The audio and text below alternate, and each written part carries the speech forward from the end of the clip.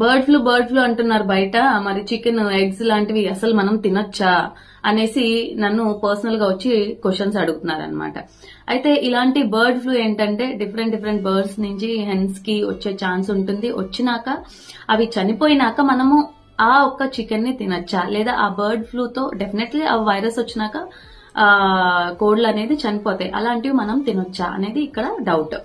అయితే మనం ఒక రీసెర్చ్ ప్రకారం చూసుకుంటే ఏంటంటే 70 degrees టెంపరేచర్ లో మంచిగా క్లీన్ చేసుకొని మనం గనక కుక్ చేసుకొని తింటే ఎటువంటి ఇబ్బంది లేదు అనేది మనకి రీసెర్చ్ అనేది చెప్తుంది. అయితే ఇవన్నీ ఎందుకు, వైరస్ ఉందంటున్నారు, కోడ్లు చనిపోతాయి అంటున్నారు, ఇన్ని ఉన్నప్పుడు ఎలా తింటాము అని అనుకుంటే గనక మానేయండి, పోయేదేముంది.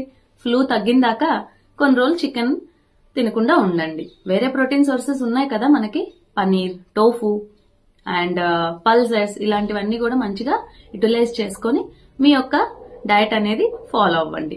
Thank you.